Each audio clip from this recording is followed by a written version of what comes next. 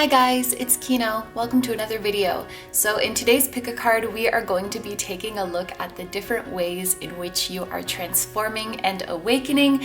And today's pick a card is very exciting because I think for the first time on this channel, we are having a three-way collaboration with two amazing readers, Spirituality with Gabriella and Luna. I have collaborated with each of them separately, and I think they have collaborated with each other as well, but now we are coming together as a trio and offering three different readings to you, but they are all going to be about transformation, growth, and major changes coming to you. So this reading that we are doing here on my channel, this one is going to be more so focused on spiritual awakening, the heightening of your spiritual gifts, personal growth, healing, and things like that. Over on Gabriella's channel, she will be focusing on the major changes coming to your love life. And over on Luna's channel, she will be focusing on the major changes coming to your career. So if you guys are interested in watching those videos as well, they will be linked down below. But without further ado, let's get on to your options. So there are 4 readings for you guys to choose from today. I'm going to show you each of the crystals one by one, and then please pick whichever one you feel drawn to the most. Number 1 is green fluorite. Number 2 is Muscovite with Lepidolite. Number 3 is peach moonstone. And number 4 is purple agate. Okay, so as always, take all the time you need to pick. You can pause the video if you need to. I'm gonna go ahead and get started with number 1.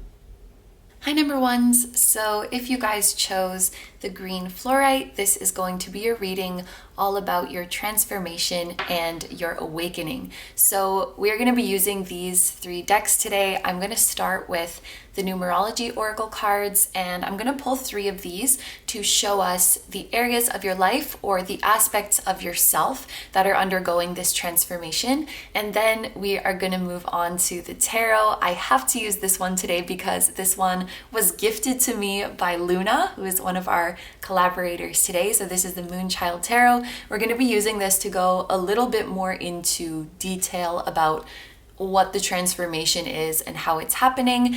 And then we are going to use the Celestial Bodies Oracle cards to see if we can figure out a time frame for you. And then at the very end of the reading, we'll take a look at these Oracle cards for further messages from your higher self. So let's get right into it. We're going to start off with the Numerology cards. I just got this deck super recently, and this is actually the first video that I'll be using her in. So we are breaking her in today. All right, so for group 1, what areas of their life or what aspects of themselves are undergoing transformation right now? So, the first card that we have is love.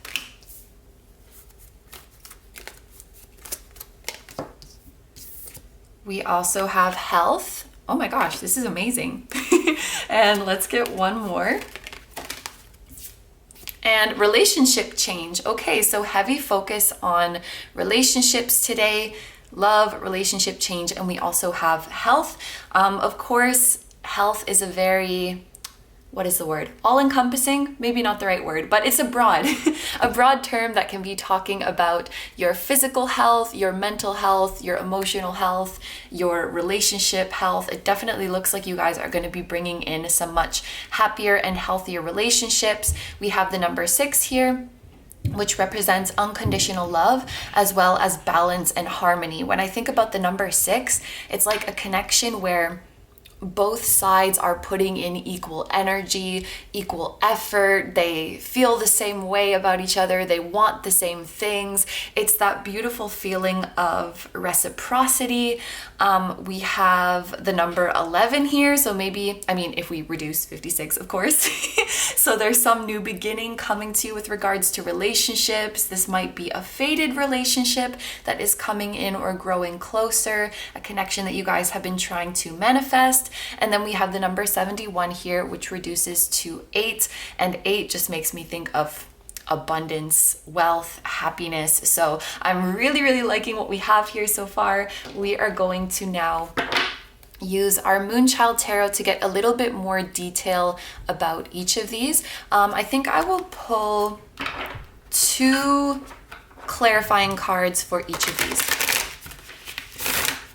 All right, so how is group 1 transforming and awakening in terms of love? We have the 2 of Swords and one more.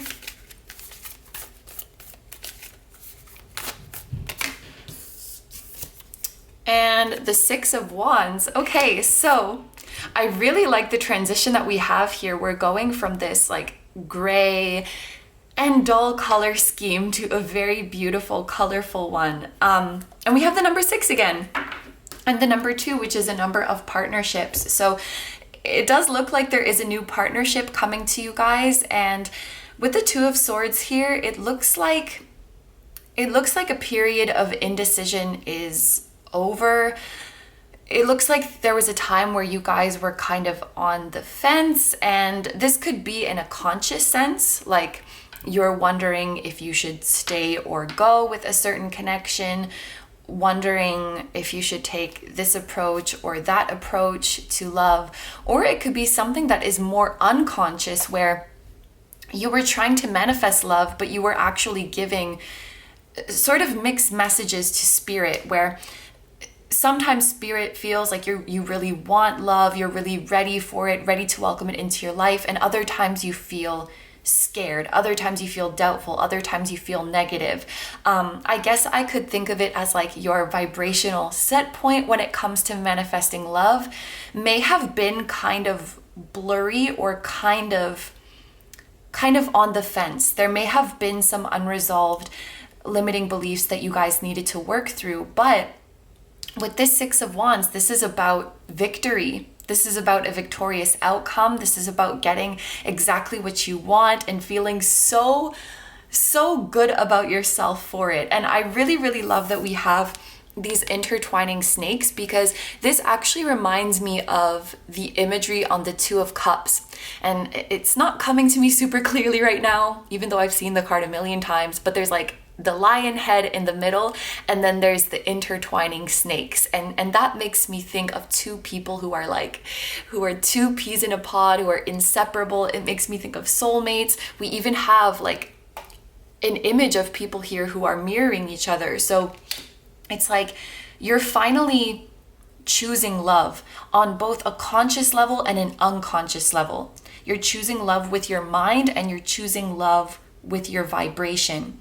So these times of indecision, these times of mixed messages are over. And I feel like you guys are becoming more assertive and more of action takers when it comes to manifesting the connection that you want. Maybe what we're seeing here in terms of transformation is because you now have this confidence and you have this feeling of worthiness and empowerment that you can actively make this dream a reality. You're getting the courage to come forward and tell somebody how you feel, tell a specific person how you feel, or put yourself out there more when it comes to love, because the 6 of Wands, it does have that message of like fame or popularity. So it can just show you being more out in the world.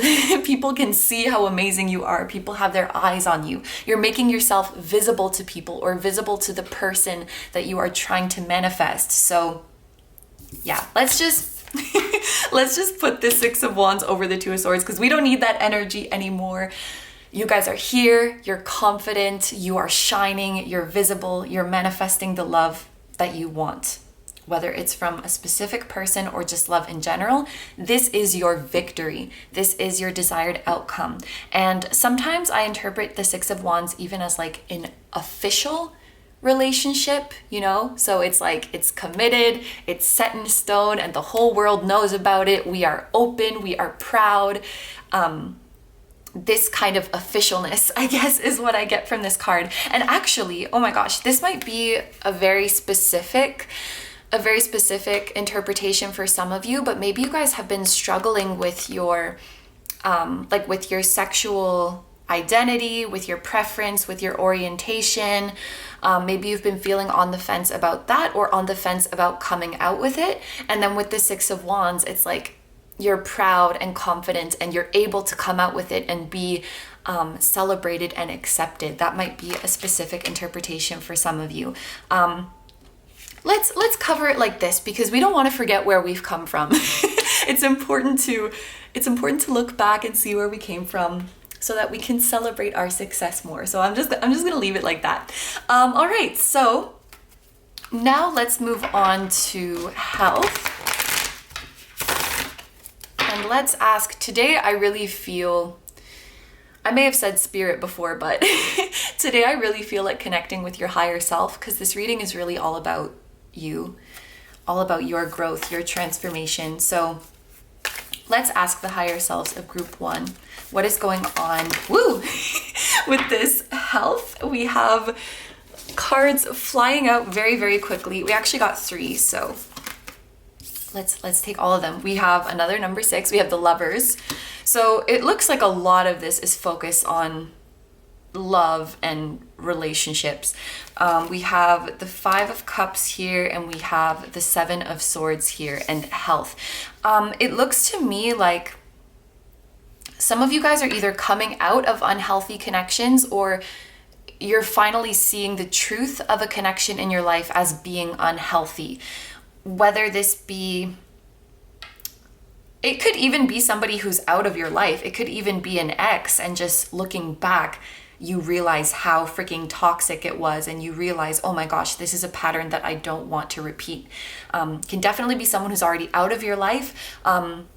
For others of you, you might be looking at a current friend, a current family member, somebody in your life who, it's almost like because you love them, you were subconsciously hiding the toxicity of it from yourself in order to protect that person or protect your image of them, because you wouldn't want to see them in a negative light.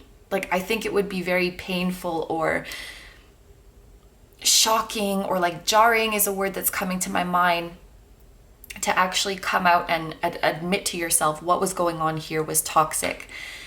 And I think it's important to recognize that there can be very many good aspects about a relationship, and there can be very many good qualities in a person, but they can still be toxic for you.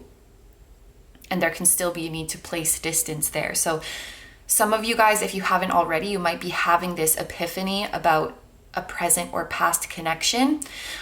Because with the 7 of Swords here, this is about not seeing the full truth of a situation. It can talk about deception, but what I think we see here is almost you guys deceiving yourself or lying to yourself about what this connection really was. And especially when it comes to this deck, I see this as somebody who is ignoring their intuition, because we have all of this crescent moon imagery. The person is covering their eye, almost like they are half staying in the dark about something, but they can't stop the truth from raining down eventually, with swords representing truth. So, and then we have the 5 of Cups, which is about sadness, which is about loss. And like I was saying, I think it can be very sad to admit this to yourself from the perspective of wanting to protect that person and your image of them, but also from the perspective of your own emotions. I'm just trying to get a handle on how I can describe that. I guess once you admit that something bad or something traumatic happened to you, you kind of enter into this victim mentality that maybe you guys don't want to go into. Like, you don't want to admit that something bad happened to you. You'd rather be like, no, it was fine. Everything was fine. I've definitely done that with my own trauma and just been like, oh no, that didn't happen. That's fine. Me, a victim of that? No. So I can definitely understand this, but I think this is about looking behind the veil and accepting the truth that what happened was shitty. And it's important because we want to stop this pattern from happening again. And we have to recognize what the red flags were so that we can prevent this from happening in the future. With the lovers here and with the love card, with all of these number sixes, your higher self is ushering you into a new chapter where you have these beautiful, healthy relationships. But I think a big part of that is not, and maybe that's why I felt called to not completely mask over the past. I think a big part of that is being able to objectively reflect on where you've come from and see what went wrong, no matter how painful that might be, no matter how bad it might feel to see that. We have to recognize, this was my sign, this is when I should have walked away, this is what I should have seen, this is the ways in which that relationship was bad, this is what I'm not going to repeat, and this is how I'm not going to repeat it, and this is how you will move forward to healthier relationships. So after all, I think that this health is talking about emotional health and a health in your partnerships, which we can see totally throughout this whole reading. So let's move on now to this relationship change and get a couple details about that. I would definitely, if you guys are feeling called to watch the collab videos, I would say definitely watch Gabriella's video, because that one is going to be all about how you're transforming your love life, and she'll probably be able to go even more in depth for you. Oh my gosh. We have the Four of Wands. This is the soulmate. This is the twin flame. If you resonate with that, this is the divine counterpart. This is the potential future spouse. This is like the happiest card. I'm gonna just say, yeah. 10 of Cups would be a strong contender, but this is one of the top 2 happiest cards in all of tarot for me. We see here a divine union. Oh my gosh. Okay, I'm gonna take the next one. And oh my god, I think was that a G6? Good job, KINO. Sorry, I usually can't hit such a high note. I just hit an Ariana Grande note, bitch. Okay, so, oh my gosh. You have 2 cards that are talking about soulmates. I can't believe it. And this Two of Cups, this is everything that we were talking about before, with the reciprocity and with the health and with the equal and fair energy exchange, with the equal effort being put in. And you can see it so clearly on these images. These 2 people offering their cup, these 2 people coming together to join hands. And I really, really love the image of the Two of Cups in this deck, because to me, it's like they're coming together and now they're going to walk this road together, like into the future, into the sunset. Oh my gosh. So yeah, relationship change. And to clarify, Four of Wands and the Two of Cups, like what else can I say? You guys are obviously manifesting a beautiful divine union. And it's all because of your courage. First of all, it's your courage to not give up on yourself. It's your courage to look to your painful past and admit to yourself what unhealthy habits you were perpetuating and what unhealthy things you were allowing to happen to yourself. That takes a lot of courage to admit, to remove these, and I don't remember this word, blinders, and to see what your intuition has been trying to tell you. This is how you can welcome these beautiful connections into your life. I can't believe it. You have the Four of Wands, Two of Cups, the Lovers, the Six of Wands. Oh my gosh. And your courage to be confident and to put yourself out there and to commit to having a vibration that is welcoming to love. Oh my gosh. All right. So let's go to our next deck. I'm in shock in the best way. We're going to take a couple cards to see if we can figure out a time frame. I'm going to pull 2 cards for this part. And you can feel free to claim one time frame or the other time frame, or if you want, you can also look at them as like a window. So for example, if I say like, I don't know, June and August, you can claim June, or you can claim August, or you can claim the window between June and August. Yes? Okay, so let's shuffle this deck. I'm not gonna do the fancy bridge thing with this one because there are way too many freaking cards, and I have trouble with the thick king decks. So we're just gonna do this. Wow, I'm in such a good mood now.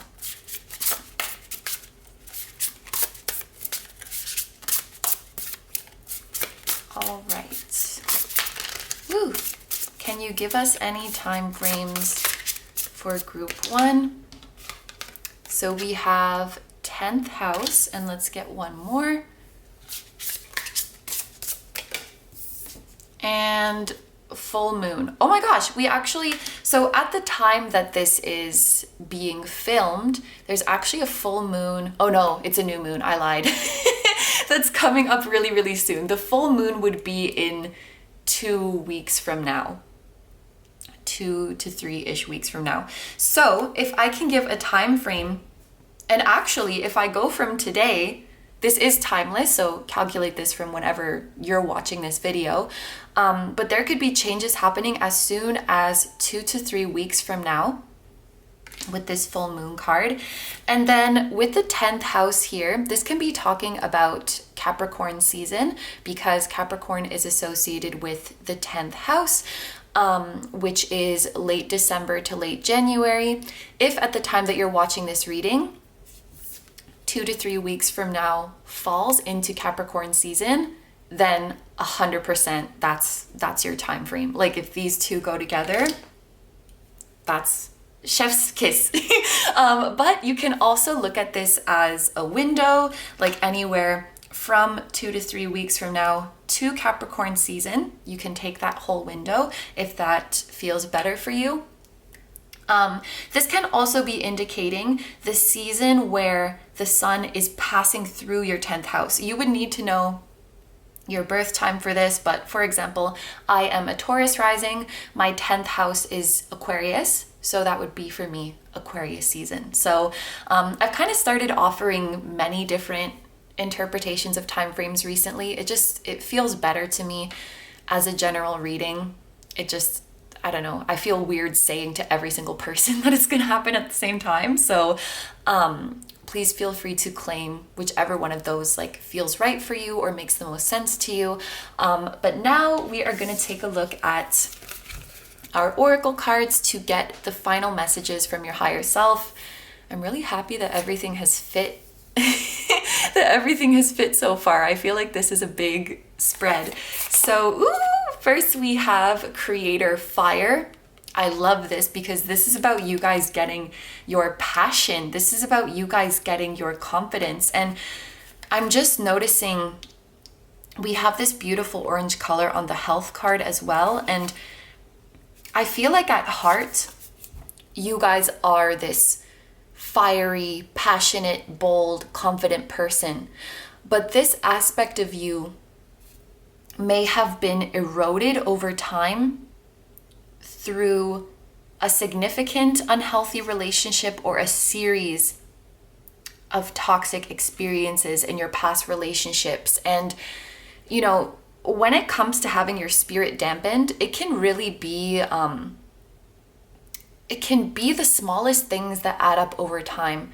Like it can be a one-off comment somebody said to you one time, and then one time somebody gave you a weird look, or somebody told you to shut up, or somebody said you're too loud, or somebody said you're crazy, or you got in trouble as a kid.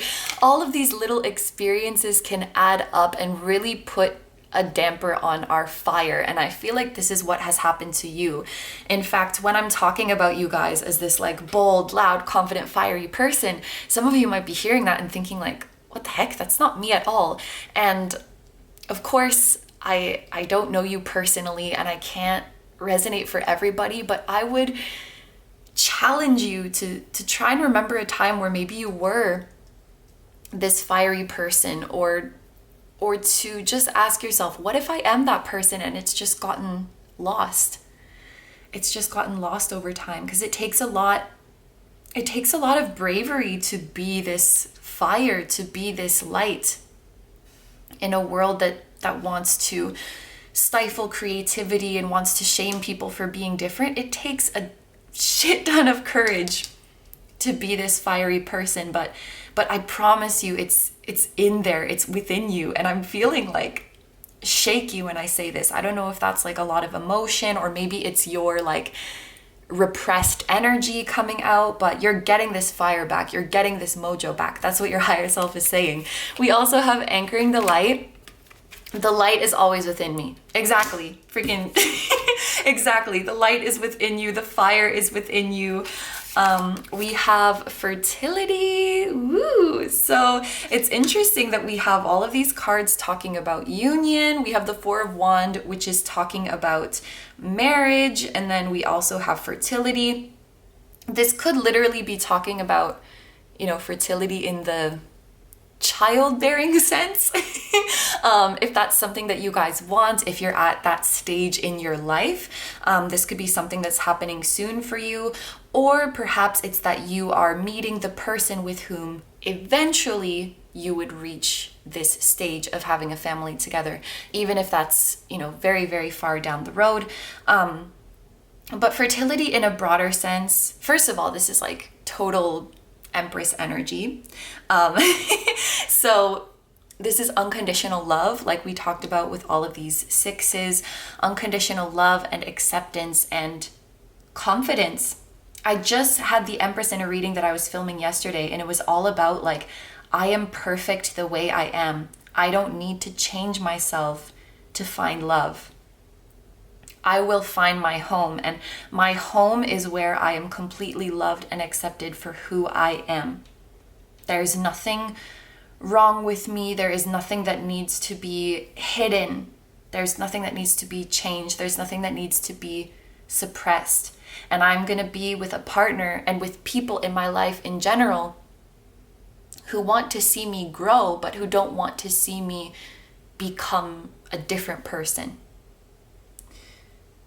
This can be very much speaking of that. And finally, fertility is like manifestation. The seeds that you plant are growing. And I know that this reading has been predominantly about like relationships and connections, but as you move into this space of better mental health and of fully accepting yourself, as you have a vibration that is more clear and concise and less muddled, I do feel that your manifesting powers are going to be strengthening all around for whatever it is that you're trying to manifest. And then finally we have pride. So yep, total confidence and total pride of who you are. Amaryllis. First things first, Amaryllis. Do you guys remember or know that meme? Yes. Was there anything else that I wanted to say? I find that I'm sometimes spacing out a little bit these days and forgetting what I want to say, because it comes to me in the middle of my last thought and then sometimes I lose it. No, you know what I want to say with this fertility and with this flower growing is that you're finding a home and you're finding your tribe where it is safe for you to put your roots. From now on, your connections will make you feel safe and secure, and like you don't have to always be on guard or always have like one foot out the door in case things go to shit. You feel safe here. Like you can unpack your bags here and put your stuff away. You're not going anywhere. You don't have to go anywhere. This is your comfortable environment where you can thrive and where you're going to be loved and nurtured and supported, and where your natural beauty and your natural strengths are going to be valued. That's what I want to say. All right. So, and at the very end, I should mention the zodiac signs that are present here. We do have Gemini energy here with the Lovers. And then I know that this isn't the Empress, but it's giving me major Empress vibes, so I'm just going to say it. Taurus, Libra, and Gemini energy. Just in case that is a confirmation for those of you who have those signs, or maybe there is a significant person in your life who has those signs. If not, no worries at all. That's just meant to be like a little extra confirmation. But those are all the messages that I have for you today. So I'm going to end the reading here. Thank you very, very much for letting me do this reading for you. I hope you have a wonderful day or night whenever you're watching, and I wish you all the best. Please take good care of yourself. Stay healthy. Don't forget to like, comment, subscribe. Definitely check out Gabriella's video on love and Luna's video on career transformations if you feel called to do that. I also have a Patreon, so if you guys are interested in seeing even more exclusive pick-a-cards where you get to choose the topic, that will be linked down below too. I'm sending you guys lots of love, and I will see you in the next one. Bye-bye. Hi, number twos. So if you guys chose the Muscovite with Lepidolite, this is going to be a reading all about your transformation and awakening. So we are going to be using these 3 decks today. I'm going to start with the Numerology Oracle cards. I'm going to pull 3 of these, and these will tell us which areas of your life or which aspects of yourself are undergoing the transformation. Then we are going to use the Moonchild Tarot. I just have to use this one today because this deck was actually gifted to me by Luna, who is one of the collaborators today. So we're going to pull some cards from here and get more details as to what is transforming and how it is transforming. And then we are going to use the Celestial Bodies Oracle cards to see if we can get time frames for you. And then just at the end of the reading, we will take a look at these Oracle cards for any additional messages from your higher self. So let's get right into it. And we're going to start off with the Numerology Oracle cards. So let's find out which areas of your life or which aspects of you are undergoing transformation right now.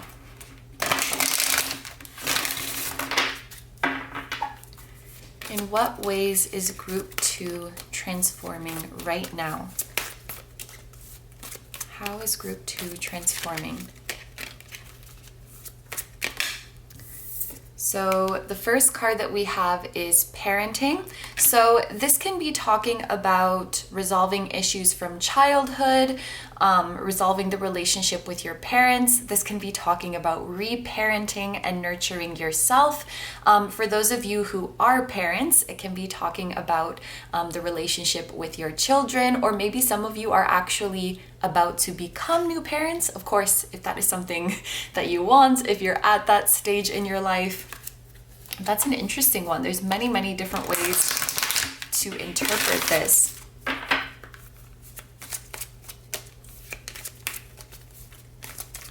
What else do we have for group 2? In what ways is group 2 transforming? Change. All right. So pretty straightforward message that we have here. Usually when I'm doing readings, if a card comes out that is like just restating the topic of the reading or is just really straightforward and obvious, I tend to think of it as a confirmation for the group that I'm reading for, meaning that maybe there are many people watching this reading who struggle to believe that change is really coming. They struggle to believe that they are in fact transforming because things have just been feeling so stagnant, slow, stuck, uneventful, the same things repeating. So I definitely think this is coming out as a confirmation for you guys that like, absolutely, you are transforming as we speak. You are undergoing these changes, and it's only a matter of time until you see them. Change is coming for you indeed. And the last one, we have rebirth. Yeah, so it looks like your life is actually changing in a major way. Rebirth makes me think of emerging. Like you're emerging from a dark past, or you're emerging from difficulties, or you are reinventing yourself. Rebirth makes me think that you're stepping into a future that is not defined by your past or not bound by your past. So anything that you guys have felt like this is going to stay with me forever, like this lack is going to stay with me forever, this insecurity is going to stay with me forever, these wounds are going to stay with me forever. Rebirth means that the slate is going to be entirely wiped clean, and that you're entering into your future with absolute freedom. make it and to make yourself whatever you want it to be. So really, like, it's coming through very strongly for you guys not to feel tied to your past, or not to feel like you're stuck being the same person, ending up stuck involved with the same people or the same types of people, doing the same thing for the rest of your life. That's not the case. A rebirth is assured. A breakthrough, a major transformation is assured for you guys. And that's like the biggest, well, we're just at the beginning of the reading, but that's, I think, one of the biggest takeaways for you guys. So let's move on now to, oh, actually, I just want to speak about the numbers that are here. So we have the number 63, which reduces to 9. This is a number that talks about near completion. It talks about healing. It talks about a greater awareness, a greater perspective, leveling up. So maybe what we're going to see here is you guys gaining a greater perspective of certain events in your childhood, healing from events in your childhood, especially regarding the relationship with your parents, that would then in turn, if you are a parent or if you want to become one, would help you become a better parent to your future children. We also have the number 5 here. Again, this one's really freaking straightforward. 5 is the number of change and growth and development. So I feel like there's not much to further interpret here. But then we have the number 16, which reduces to 7. 7 is a highly spiritual number. So I do think we're going to see some elements of spiritual awakening and heightening of spiritual abilities here. Just as I was talking, the camera timer went to 555. So, I mean, your higher self could not be more loud and clear. They're like, change, change, change, change. Things are changing without a doubt, without a shadow of a doubt. So now we're going to take a couple clarifying cards for each of these. I'm going to take 2 for each, and we'll just look a little bit more into detail about what exactly is transforming and how it's occurring. So let's get a couple clarifying cards for parenting.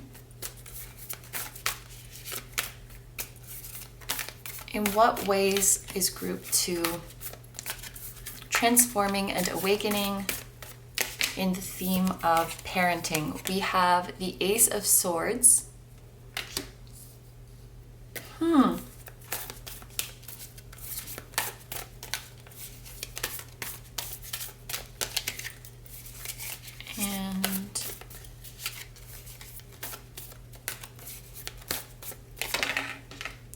And we have the 6 of Pentacles.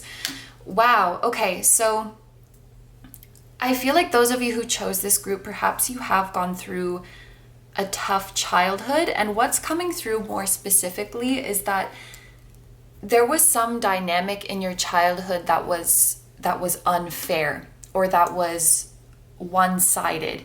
It was almost like you were expected to hear other people out, but you would never be heard out, or you were expected to accommodate other people, but other people would never accommodate you.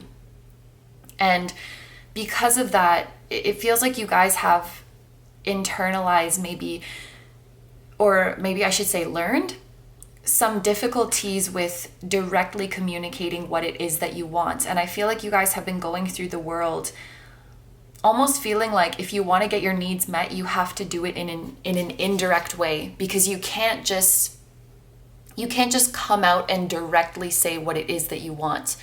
Maybe when you guys are doing that, you feel too blunt, you feel too selfish, you feel like you're being too assertive or too overbearing or too demanding, because this is how you were made to feel when you spoke up about what you wanted.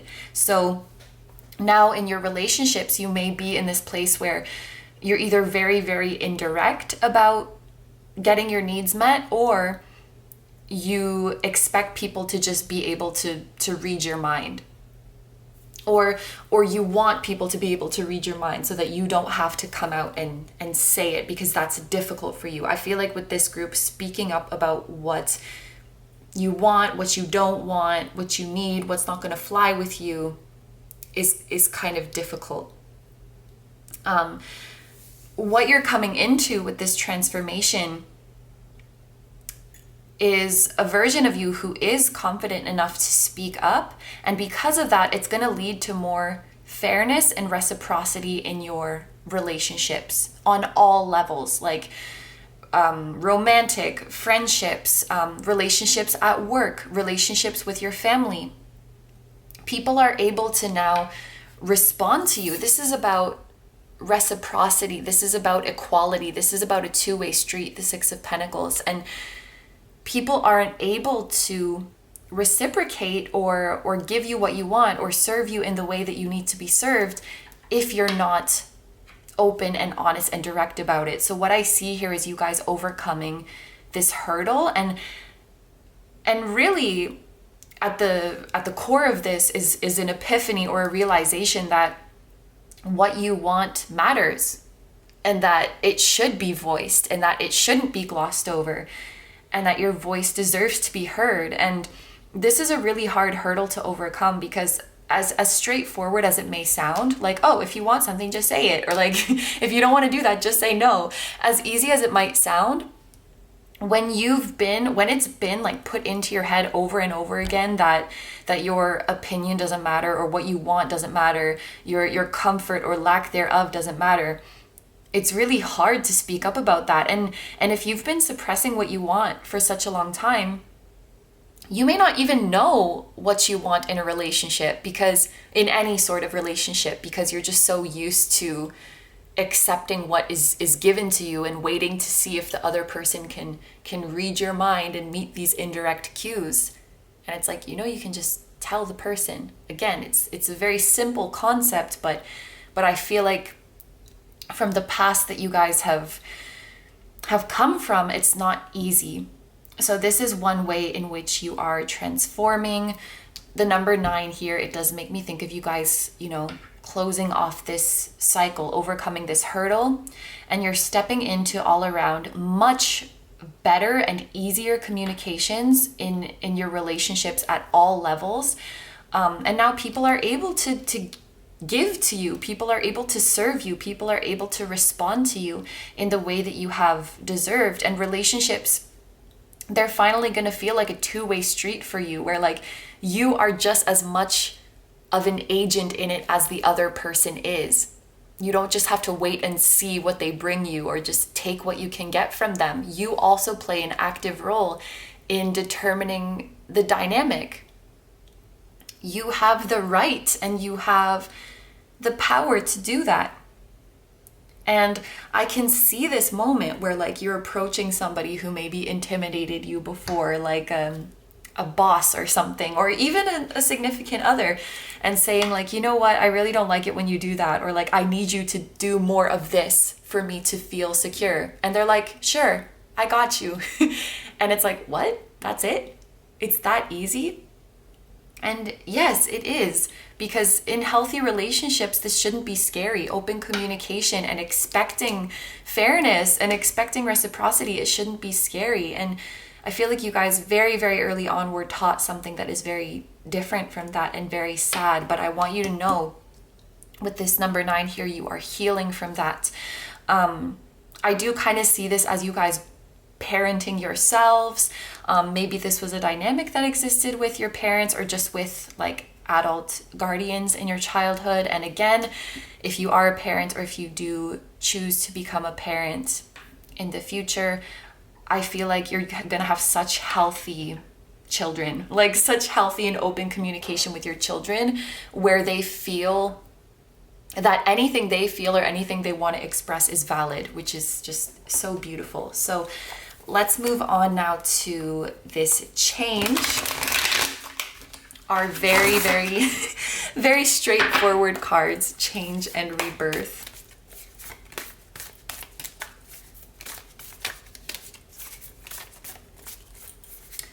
What can you clarify for group 2 with regards to change? Ooh, we have the 5 of Wands and we have the King of Wands. Ooh, so we have another number 5 coming through, and we have the King of Wands. So I do think that this is representing you. I freaking love the King of Wands. This to me is, well, to me, or it is. Confidence, empowerment, feeling like you are the boss of your own life, feeling like you are the main character of your own life. This is you guys really, really coming into your own and realizing that you have the most power and you have the most decision-making rights and you have the most agency in your life. Five of Wands, we can't really see it in this image here, but normally we would see a bunch of people fighting with sticks, and it's just a mess. Like, they all have their own opinion, they all have their own motives, they all have their own thing to say, and they're just fighting. And I feel like where you've come from, it's like, well, I have what I want and this person has what they want and that person has what they want. What should I do? And after this transformation, you're like, I should do what I want. Like, what are you talking about? Like, it was so messy because all of these other opinions and all of these other interests were always competing and coming into play. So maybe you guys have come from like a people-pleasing kind of past where, you know, it was on you to make everybody happy and your own desires and your own interests were always kind of pushed to the side in favor of others, especially when I think of what we saw here. And with Saturn here, this is about discipline. It's a very strict energy. It can be related to the father. So for some of you, maybe it was like a father figure who played the main role in this. But in general, Saturn, it kind of has a stifling energy here when it's put next to the King of Wands, because Saturn is restrictive and the King of Wands is such a free and boundless, bright spirit. So you're coming back to this. You're coming back to this King of Wands where you're like, what the heck? Like, this isn't even a question. If this is what I want, then this is what I'm going to choose for my life, because my wants matter the most in my own life and my opinion of myself matters the most in my own life. Like, what? I feel, and it's really coming with this Ace of Swords, it's really coming in the form of an epiphany. It's really coming in the form of a breakthrough. This is how I'm channeling it. This is how it looks in the cards. You're really, really taking back your own power here. And I think also with the Five of Wands, which can be about like fighting between people, there's also this energy of like, I don't have to explain myself to you. I don't have to justify what I want. And you don't. And you don't. And you're going to see that. I think that there's so many people in your life already who are like waiting to meet the real you, who would be so excited for you to open up and for them to get to know who you really are and what you really desire and what really makes you passionate, and who are so eager to respond to that. You just need to open up. And with this, I think is coming maybe a realization about what you really want to pursue in your life. Like, now that everybody else's opinion and expectation is out of the question and I can just focus on me and what I want to do, maybe like the answer with regards to your life purpose or your ideal career path is going to become really, really clear, because you can now pursue it without guilt or without any confusion. The King of Wands acts very much from his heart and from his gut feeling and from his passion, rather than, you know, making a practical and logical plan and making sure everybody's okay. He does have that impulse in him with the wands, but in a good way, where he doesn't second guess himself and he doesn't overthink what he wants to do. He just listens to what his inner compass is telling him. So I think you're developing, once you clear out all of this noise, you're developing a much stronger connection with your own intuition. And a lot of things are going to become clear to you. I feel like you guys are just getting to know yourself and what really makes you tick and what you really like and what you really don't like. Because like, you're giving yourself permission. It's okay to like this. It's okay to not like this. It's okay to ask for more of this. It's okay to reject this.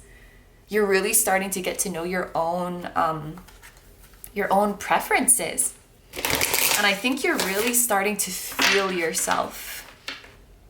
whatever that means. I guess starting to feel very, hot and very beautiful and very cool. Like you're starting to realize you're all that. All right, so let's take a couple cards now to clarify this message of rebirth. We have strength. So there's Leo energy here in case that is significant for you. We also have fire sign energy here with the King of Wands, Aries, Leo, Sagittarius, in case that is relevant to you. Woo! And the Sun, double Leo energy. Double Leo. So you might have Leo in your chart, you might not, but it's still really, really remarkable, I should say. Remarkable to me that we have double Leo and that we have this fire here as well, because Leo is ruled by the Sun. It's all about, I guess ego is the right word, but it's all about the self. It's all about letting you shine. It's all about being the main character. You know Leo energy. Like Leo is the king, the queen, the royalty, the diva, the star of the show. This is what you're becoming. You're becoming the star of your own show. You're becoming the main character. You're becoming that bitch in your life. You are becoming the most important person in your life. Even if you don't have a drop of Leo in your chart, I really, really want you guys to like channel that Leo energy, channel your inner lion or lioness. This is what your rebirth is all about. Wow. Strength and the Sun. You know what I really love about this too? Strength kind of represents like the hardships. You've been through it and you're coming out on the other side with a gentle heart. You're coming out on the other side, not hardened or made bitter by your experiences, but actually coming out with even more compassion. And I see this in parenting, whether this is like in the relationship with your children or your future children, or just, your future relationships. You're not passing on what was done to you to the next cycle or to the next generation. So you're coming out of the hardships with a softer, more compassionate and more understanding heart. So it's not that you are forgetting what you went through, but you are forgiving it. And that's a sign of huge strength. Being able to forgive and make peace with what happened, it's a sign of huge strength. So then we move on to the Sun, which is like complete childlike. There's a lot of like child and parent messages here. For those of you who are wanting to become a parent, maybe that's going to be happening soon, because there's just a lot of messages about that. But the Sun is this more like carefree, bright and happy energy. And I love this so much, because what I see here, like transitioning from this energy of hardship and tough times to one of just brightness and cheerfulness and like throwing your cautions to the wind, is that you're going to take the lessons of what you've been through with you, but no longer do they bring you down. No longer do they weigh you down. And if you haven't already, the Sun is here to tell you that you will see a day where you can just frolic. You can be completely defenseless. You can completely let your guard down and just be yourself and not give it a second thought and not worry about it. It may not feel natural now. Your voice might shake a little bit when you speak your truth, but there will come a day where you don't even question it. It just comes out loud and clear and with conviction. You can be silly, you can be bold, you can be a little bit reckless sometimes, and it's okay. You're allowed to let go, you're allowed to let loose. You're allowed to lose yourself in passion without inhibition, that's the word. Without having that little voice in the back of your mind that's judging you and policing you and making sure you don't get too out of hand. This is like completely letting go, completely being happy and carefree. So, it's so beautiful. All right, so this is what I'm seeing. And then, Sun is also like shining. Everything is exposed. I'm like, I'm just, my ideas are like, I remember them and then I forget them and then they come back. It's been going on for a while. But, yes, the sun is like a bright light shining on everything, fully exposed. So there's also a message in here about showing the totality of who you truly are and having that be received and accepted. So now we are going to pull a couple of time frame cards. I'm going to pull 2 of these, and you can claim one of them, you can claim the other one, or you can think of them as a window. So the example that I gave for group 1 is like, if we pulled, I don't even think these are cards in this deck, but like if we pulled June and August, you could claim June, you could claim August, or you could take it as the window between June and August, for when you can expect to see this transformation starting to occur. So let's see what we have for you guys. What time frames can you give us for group 2? We have Venus. So Venus could be representing Taurus season, or it could be representing Libra season, with those being the signs that are associated with Venus.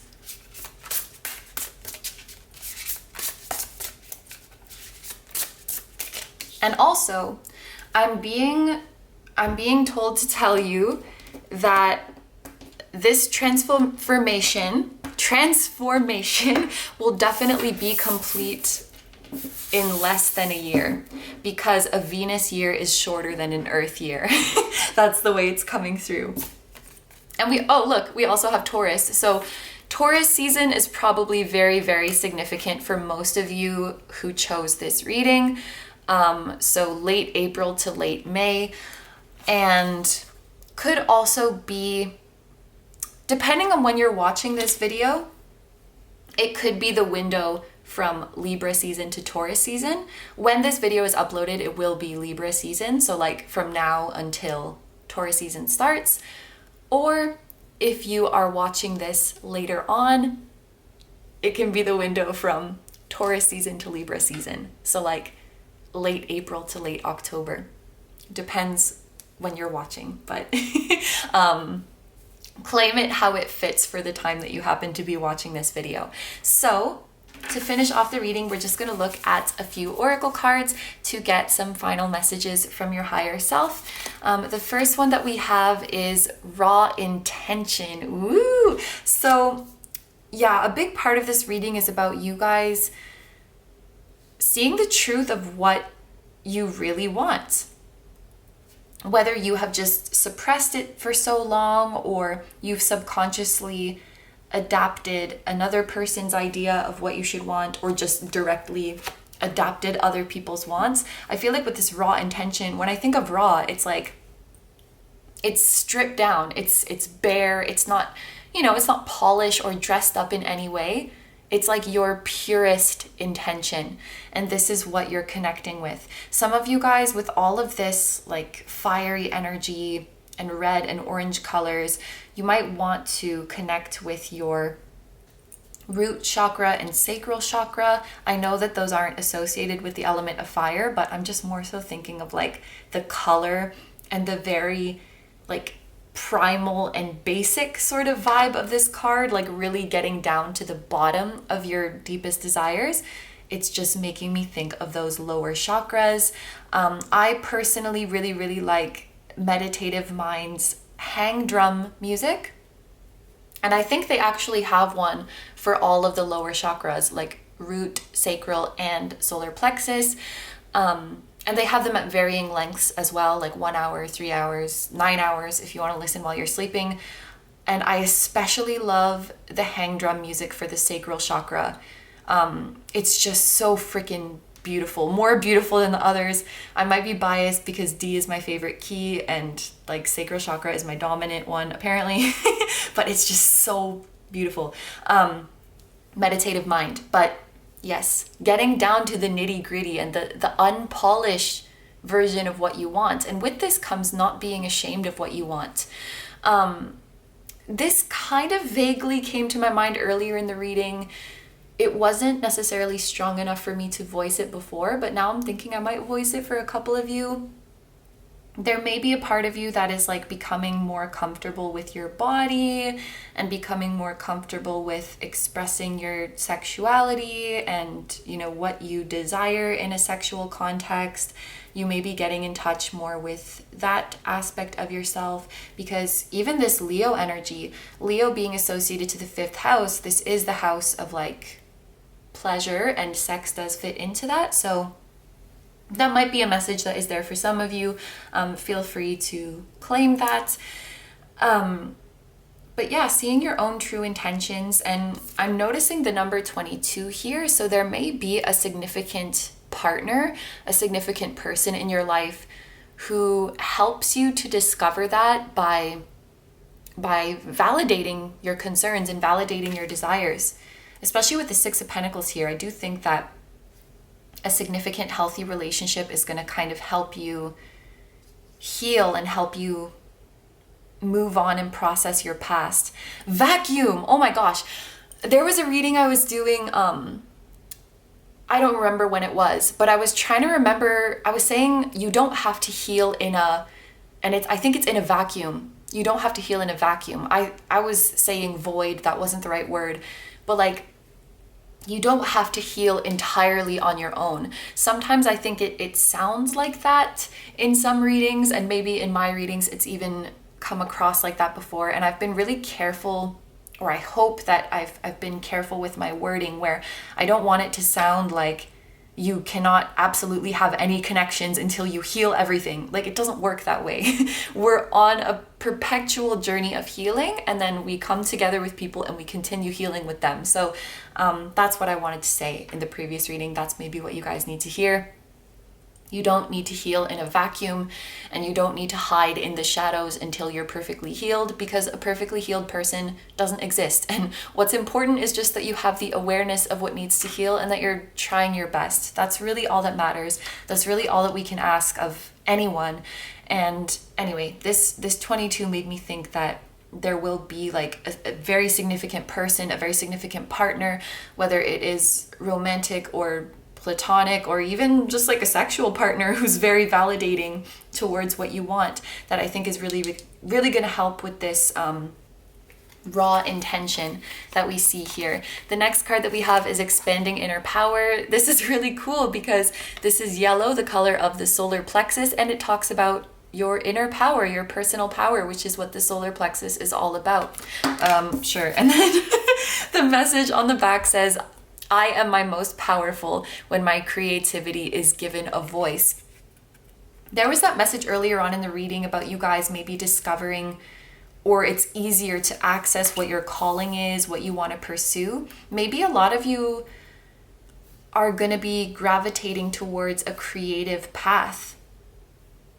And creativity can be so many different things. It doesn't have to necessarily be that you are an artist. It could be that maybe you are a writer, maybe you are a speaker, maybe you are an inventor, you're an innovative business person, or maybe you're creating cures for things, or you're creating solutions. There's so many different ways that you can tap into your ingenuity, but I think you guys are gonna, with all of this Leo energy too, and all of this fiery energy, it kind of feels like you guys are having a creative awakening. And with this rebirth, I saw some hint of spiritual and psychic abilities awakening. So I wonder if you guys have some kind of divine creativity that is wanting to come out, like channeling your creativity from higher sources, birthing things into the world from higher realms, almost like you are the conduit or the channel for it.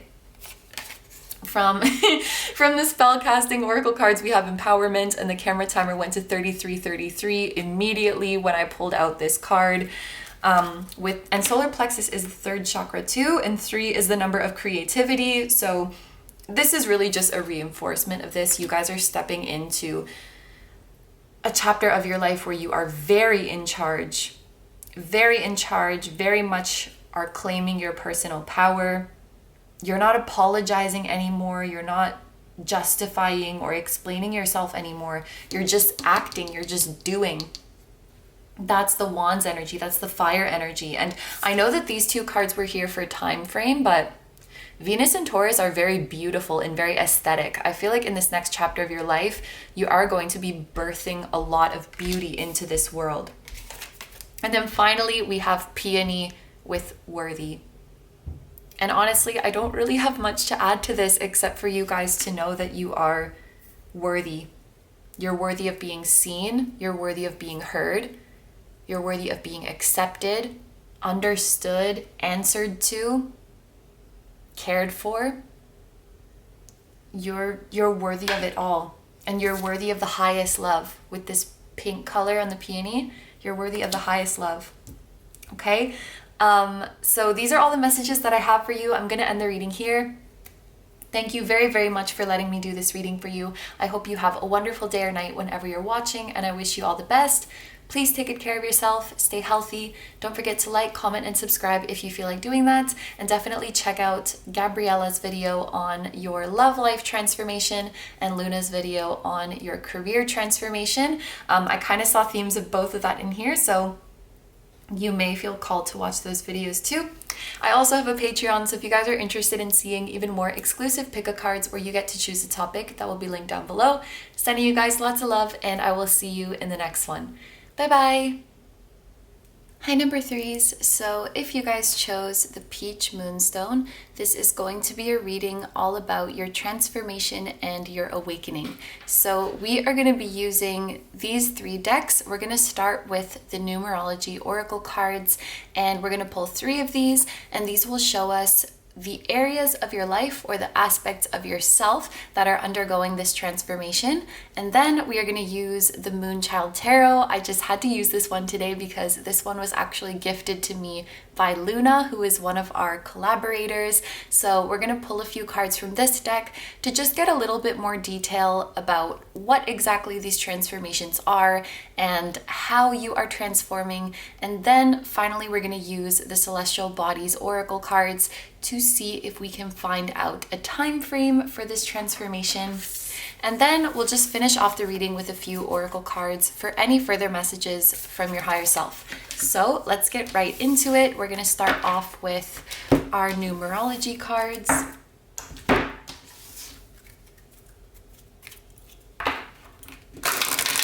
So for group 3, what areas of their life or what aspects of themselves are transforming right now? Ooh, so we have relationship change, which almost fell right into the candle. This also came out for group 1. So if you guys were drawn to group 1, maybe there's a message there for you as well. We have self-love.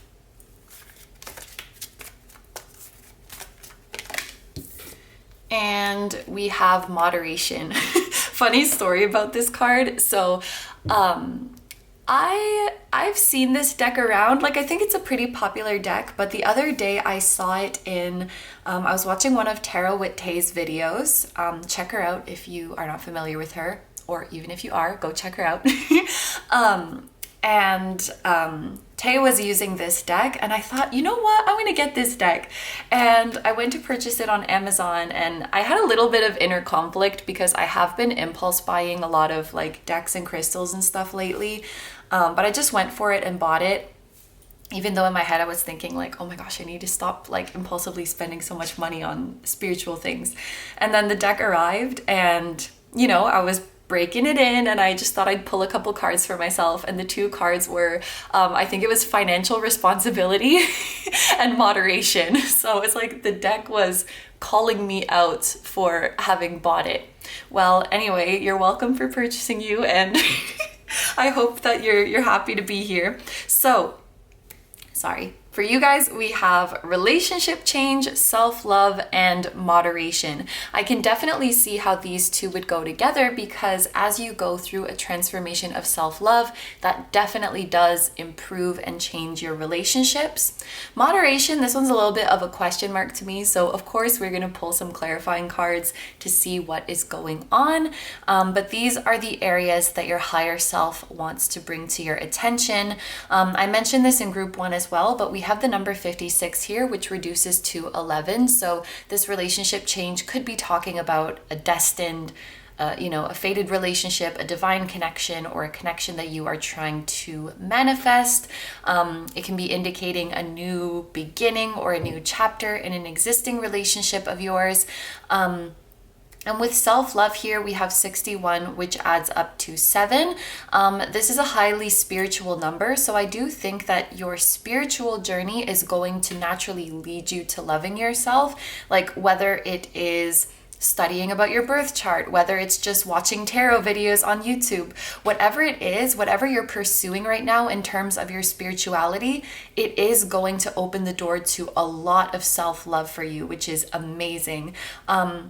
And the number 7 has also been appearing to me as having the meaning of perfection quite a bit recently. So I think this can also be talking about you guys realizing that you are perfect just the way you are. And then we have moderation with the number 14 adding up to 5, which is the number of change. So if I had to guess what this is going to be about, maybe it's like, some sort of changing your healthy habits. Maybe it's like my example where you have to be more moderate with your spending, or it could be eating habits, sleeping habits, exercising habits, productivity. We'll dive deeper into it in this next part of the reading. But what we're going to do now is I'm going to take 2 clarifying cards from this deck for each of the 3 themes that we have here.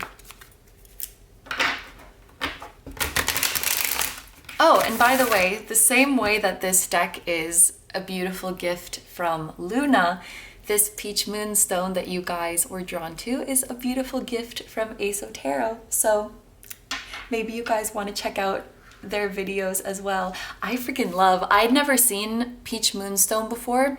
I was able to guess that it was moonstone just from the not the consistency, that's not the right word, from the way that it looks, but I didn't know it was called peach moonstone. I think that's so nice. All right, so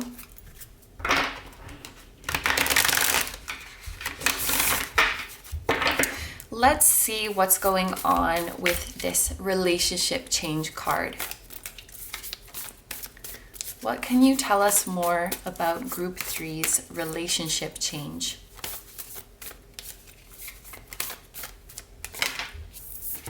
We have the Ace of Wands. So this kind of confirms my suspicion, and we have Divine Wisdom.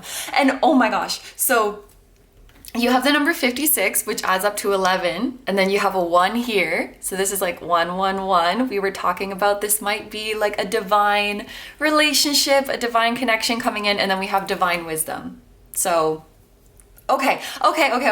So I had a suspicion, or that's maybe not the right word, but I had a hunch that these two were going to be related somehow, where like as you improve your relationship with yourself, there's going to be changes in your relationships. And I think it's really, really cool that the Ace of Wands has appeared here, because a personal interpretation that I think of for this card very, very often is connecting more with your higher self.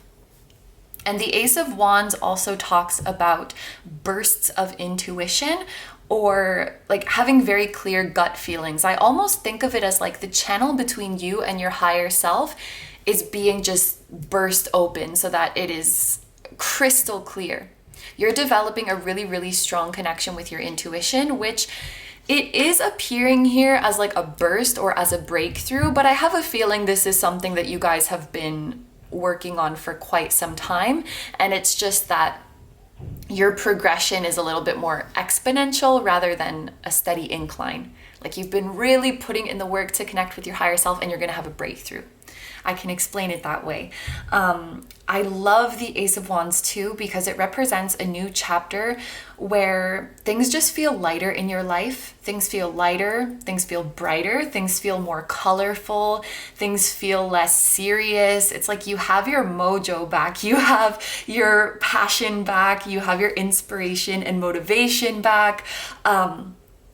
This is like the things that you love doing or the things that you used to love doing, you have the energy and the inspiration to do them again. There's this feeling in your new chapter where it's like, yes, it's a transformation, but it's more like coming home. It's more like coming back to yourself and coming back to your innate joy. This is what I see for you. You guys might start talking to yourselves a lot in this new chapter, if you don't already. I'm just realizing now that Moonstone is a stone that helps connect us to our psychic abilities. Can also help with dreaming, like having more vivid dreams, having lucid dreams, having dreams that you remember. I think it can help with astral travel.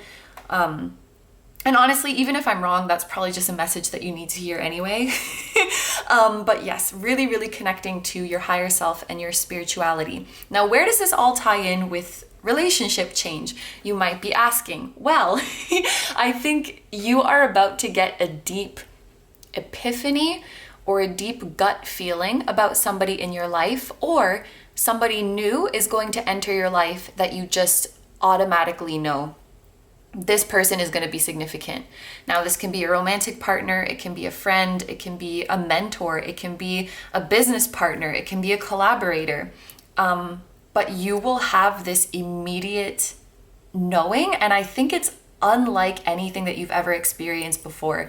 Even if in the past you've met people and you've like gotten a vibe from them, like, oh, I think I'm gonna like you, I think we're gonna get along, or I think this person is gonna be significant. Your higher self is saying like this deep knowing, this like shock to your gut that you would experience when uniting with this person.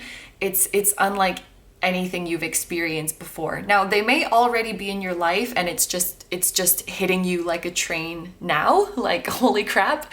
But this is how I see it. It's like a sudden download from your higher self, a sudden download of divine wisdom from your higher self about an existing or incoming relationship, but you will know like with no shadow of a doubt that like, okay, this person is meant to be in my life, we're meant to go for this.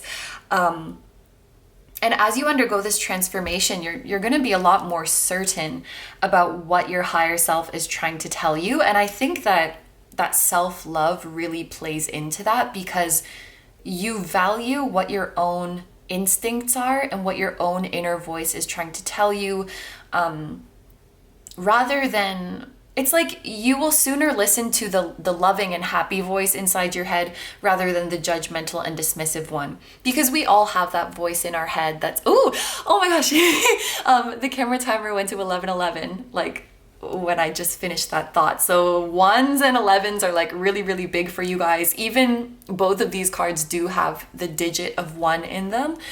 But we all have that kind of mean voice in our head that likes to dismiss what we're feeling, or likes to tell us that we're crazy, or we're overthinking it, or whatever it is. But you guys will be more inclined to listen to the loving voice, to listen to the happy voice, and just pay no mind to whatever that dumb voice in your head is trying to tell you. You more naturally incline towards validating yourself. That's just what happens when you love and respect yourself. And it's like a no-brainer to validate what you're feeling. These two are definitely very, very closely related, the self-love and the relationship change. And actually, maybe a big part of this relationship change is a change in the relationship with yourself, with your higher self, with your inner voice. That's really like the key ingredient here. But yeah, you're gonna get some shock about some person in your life and what they're here to do, for sure, in a positive way. They're definitely here for a positive reason. And Ace of Wands as well, I do think of it as like being approached by somebody who is attracted to you. So this person, either they are very attracted to you, or they will be very attracted to you if they're not in your life yet. And after this transformation, they might be starting to be more like forward with you, more communicative, more assertive. They're very, very attracted to you. And I think something about your self-love is going to be all that much more attractive to them. So Let's pull a couple cards now for this. Oh my gosh, I'm having the worst time shuffling this deck today. She's always a little bit tricky to shuffle because she's very like fat, but she's just not having it today. That's okay. Everybody has those days. So let's see what else we can learn about this. Of course, Queen of Pentacles. You deserve the world. You deserve it all. You think so, so highly of yourself. You are your own rock. You are your own best friend. This is like a point where you truly believe that, you truly know, I should say. It's not just a belief because it's a fact that you know. That you deserve the cream of the crop, the best that this world has to offer. Gone are the days where you will settle. Gone are the days where you will invalidate your desires. It's actually coming through that some of you guys have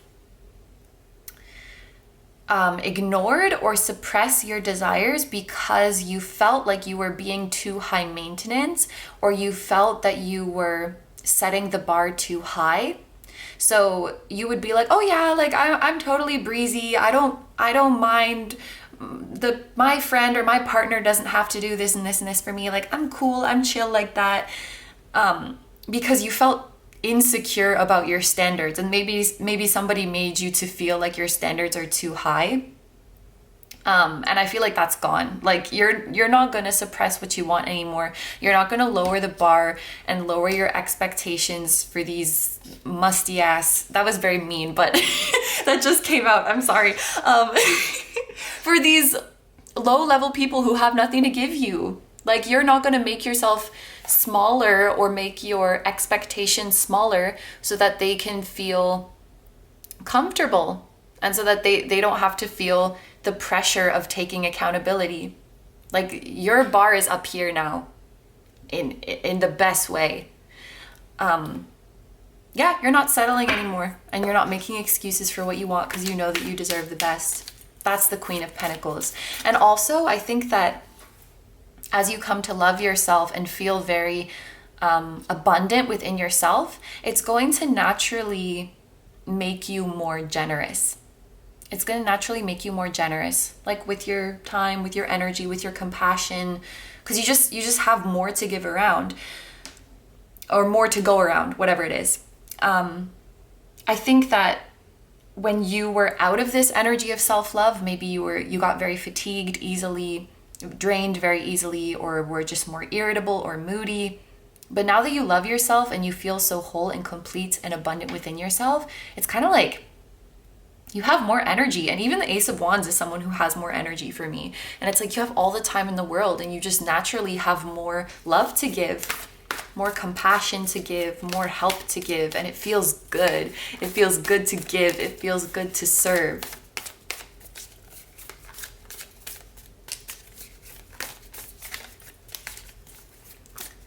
And one more for this self-love card. We have, oh my gosh, Page of Swords. So I'm giggling because this is another one of those cards that I personally interpret as having a connection to your higher self. So your higher self is coming through really, really strongly. And it's funny that I had that message before of like, you might be talking to yourself a lot in this new chapter, because Page of Swords is also about just like unfiltered communication. Some of you guys may actually have the ability of, I call it automatic speaking. I'm pretty sure that's just channeling.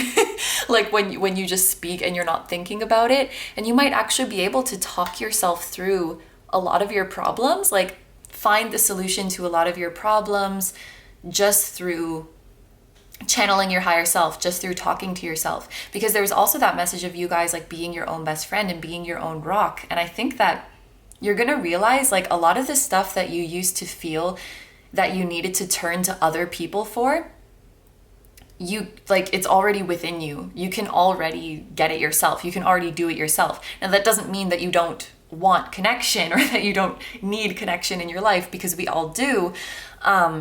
But I think what I'm seeing here is somebody who is less reliant on other people, or who is less at the mercy of other people. Because you realize that whatever solutions you need, whatever answers you need, whatever pep talk you need, you got your higher self up here. You got your higher self up here who is always at your disposal or always at your service, who is always ready to talk. And you have loving spirit guides too that you can communicate with like that, you know? Whatever guidance you might need. That's so cool that both of these cards come out. All right, so let's see what this moderation is about actually. I'm really curious about this. And I wonder if it's gonna be like kind of a standalone point that your higher self wants to make, or if it ties into this. What is this moderation about? Moderation kind of gives like temperance vibes. Oh, and it's the number 14, just like temperance. I wonder if that's on purpose.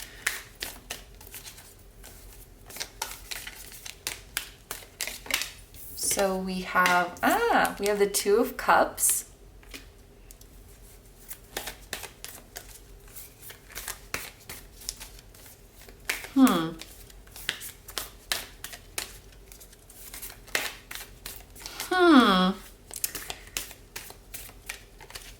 I have a hunch of what this might be, but I'm just gonna wait for another card to come out.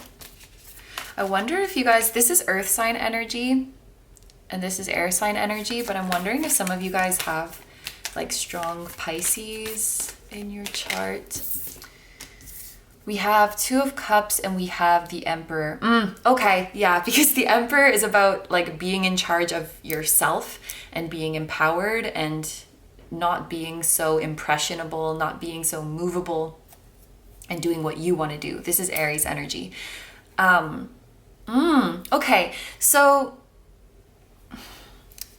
Two of Cups is about relationships. It's about mirroring, which we can see very, very clearly. You might have Pisces energy, you might have Gemini energy, Libra energy. This is turning into one of those readings where I'm going to name all of the signs and it's not helpful. I'm just thinking of the signs that have the tendency to mirror or unconsciously sort of mimic the people that they're around. And that's really coming through strongly in the imagery of this deck because the two people are like literal mirror images of each other. They're dressed the same, they have the same hair, they're holding up their cup. And what was kind of coming to me here is the type of personality where, and I think we all have this to some extent, it might just be a little bit stronger in you guys, where you really tend to become like the people that you hang out with or start to kind of mimic the people you hang out with. Like if let's say you've been hanging out a lot with this person and they have a particular accent or a particular intonation, you might really find that when you hang out with that person a lot, you start to speak like them, like you take on their accent or you take on their habits or their catchphrases or their mannerisms or whatever it might be. I think that sort of mirroring aspect is very strong in you guys. And also there's this sort of underlying current of being impressionable. And that's where I got the Pisces-ish kind of energy from. And with this moderation, I feel like, and maybe it's like you're a moderator for yourself, but how it kind of came to me is like, if the people around you have unhealthy habits, you might unconsciously start to like slip into them. So a couple examples I'm being given is like, let's say at your workplace, like everybody is just like drinking a ton of coffee all day and like eating donuts all day and doesn't eat proper meals and like doesn't take a break from work, then you might start to slip into that as well. Or like, let's say you're hanging around a group of people who gossip a lot, and then because you're kind of bouncing off of them, even though that's not really you, you catch yourself starting to gossip. Or let's say your significant other smokes and then you start smoking or something like that. I feel like that's kind of it's not necessarily a good or a bad thing, because it kind of depends like who you're around. If you're around people with really, really healthy habits, then I think you would start taking those on too. But it's just something to be aware of. And I feel like you guys just might need to be a little bit extra hyper aware of who is surrounding you, especially if you don't really have a say in who surrounds you. Like, we can't choose who our coworkers are. We can't choose who our biological family is. We can't choose who our classmates are, and things like that. So it just might be something that you guys want to be aware of and check in and make sure, like, am I picking up on stuff that I shouldn't be picking up on?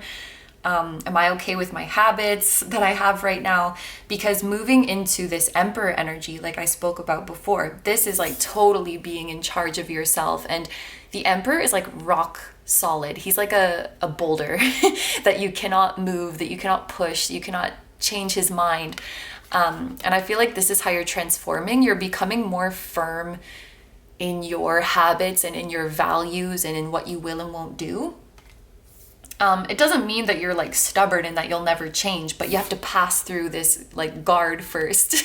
This Emperor is like your guard who's going to make sure that whatever is passing through here is actually good and healthy for you. So you're not just like helplessly going with the motions, but you're very much in charge of what you will and won't adapt from the people around you. Interesting. So I guess it kind of ties into like self-love and relationships. But let's move on now to see if we can figure out some time frames for your transformation. I'm going to pull 2 cards from this deck, and you can claim one of them, you can claim the other one, or you can think of it as like a window. So the example that I have been giving, even though I don't think there are month cards in this deck, is like, if we have June here and August here, you're free to claim June, you're free to claim August, or you can think of it as like the window between June and August as your time frame. So let's shuffle the deck and see what comes out here. Woo! And it's fallen onto my lap. We have Moon. This is making me think of month, moon, month. So yeah, like 28 days, like the cycle of the moon. So we have the time frame of 1 month here.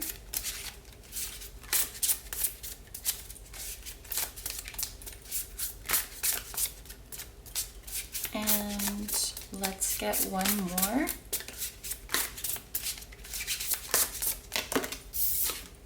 And we have opposition. So opposition would be a period of 6 months. With these astrological aspects, I think of it as like the sun. If 2 sun signs are in opposition of each other, they are 6 months apart. So we kind of have a big window here. You can claim 1 month, you can claim 6 months, or again, you can think of it as like a window of 1 to 6 months from now as being an important period in your life. But finally, let's take a look at our oracle cards to get any last messages from your higher self. So the first one that we have here is 1 step ahead is all you need. And interestingly, we have the number 41 here, which mirrors the number 14. If we reduce them, we get the number 5, which is about change. This might be kind of in a different area than what we've seen in the rest of the reading, but I feel like you guys have some goal or some dream that is close to your heart, but it's kind of a long journey. I'm thinking back to how this card reminded me of Temperance, and Temperance is like, it is a journey that is part of your purpose. It is very much part of the journey that your soul scripted for itself before incarnating, but it's one that is generally long, that requires our patience, that requires our faith, that requires us to balance our emotions. And I feel like you guys, you might be the type to look at the big picture and look at the whole journey that you have ahead and get very overwhelmed, or you might be the type who is afraid to take a step forward if you can't see what the whole journey is going to look like. And I feel like this card is some sort of encouragement to just take the first step ahead. And I think that as you improve your relationship with yourself, as you reclaim power over yourself, as you come into union with this divine partner, this courage and confidence will start to come to you naturally. Because a lot of the time we know that we need to take the step ahead. We're just scared because maybe we don't feel supported, or we're worried that we're not going to be supported when we take the step. So I think what is happening here is like your higher self prepping you so that you feel worthy of the blessings that lie ahead, so that you feel supported by the people in your life, and that you feel you can trust yourself to stick it out and to stay firm in your vision. This is all like prepping for a greater journey towards a big dream. And you're taking the first step soon, or you're taking the next step soon. And your higher self, remember, your higher self is at your disposal every step of the way. So whenever you're confused, whenever you need some guidance, you just bloop, you like pop up, give your higher self a little call, and they'll be right with you. They'll be right with you, guiding you every step of the way. We have asking for angelic support, and I was just talking about you guys feeling supported. It says, my angels respond when I am open and authentic about how I feel.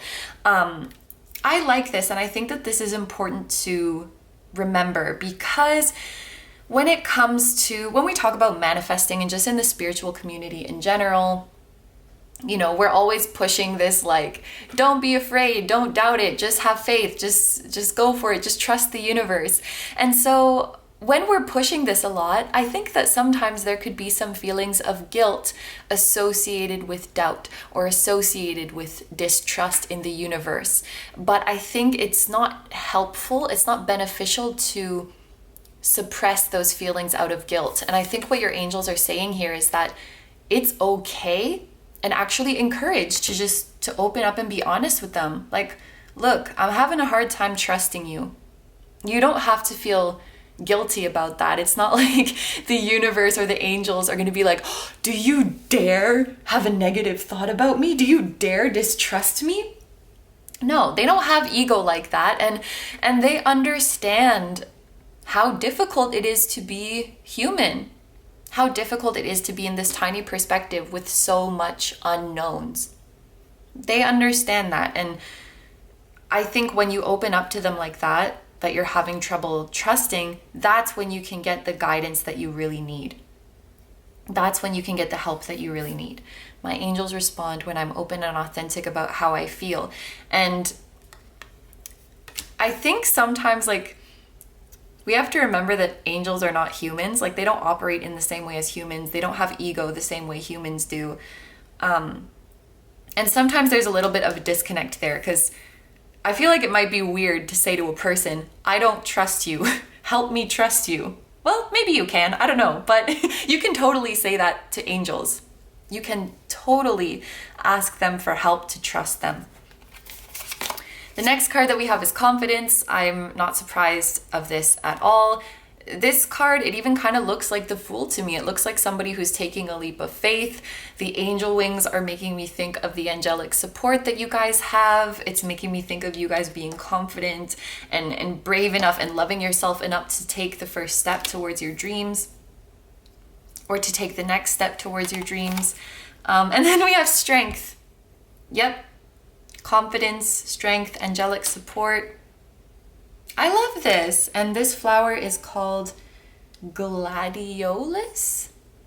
I'm not really sure how to pronounce that. There's a lot of flowers in this deck that I can't pronounce, but this is a card that talks about strength. So yeah, I mean, I already said this, but you're being prepared. You're being prepared for a long journey towards a big dream. And you're going to have a divine partner by your side. Oh, that's so sweet. Yeah, this is one of those cases where, and it's different for everybody, rather than this like divine partner being someone who's waiting for you on the other side, so to speak, it's like you're going to come together and take this journey together. And I love that, because everybody needs a travel buddy in this strange earth. So these are all the messages that I have for you guys. So I'm going to end the reading here. Thank you very, very much for letting me do this reading for you. I hope you have a wonderful day or night whenever you're watching, and I wish you all the best. Please take good care of yourself, stay healthy. Don't forget to like, comment, subscribe, and definitely check out Gabriella's video about your love life transformations and Luna's video about your career transformations if you feel called to do so. I also have a Patreon, so if you guys are interested in seeing even more exclusive pick-a-cards where you get to choose the topic, everything that I just said, the videos, the Patreon, it will all be linked down below. I'm sending you lots of love, and I'll see you in the next one. Bye-bye! Hi, number 4s. So if you guys chose the purple agate, this is going to be a reading all about your transformation and your awakening. So we are going to be using these 3 decks here. We're going to start with the Numerology Oracle cards. I'm going to pull 3 cards from this deck, and these will tell us the areas of your life or the aspects of yourself that are undergoing this transformation. And then we are going to move on to the Moonchild Tarot deck. And I just had to use this deck today because this was gifted to me by Luna, who is one of our collaborators today. So we are going to pull a few cards from this deck. And this is just going to let us get into a little bit more detail about what exactly these transformations are and how you are transforming. And then we're gonna pull a couple cards from the Celestial Bodies Oracle deck to see if we can figure out some key time frames for this transformation. Then finally at the end of the reading, we'll just take a look at these Oracle cards to get some additional messages from your higher self. So that's the way it's gonna go. Let's get right into it. And we will start off with the Numerology Oracle cards.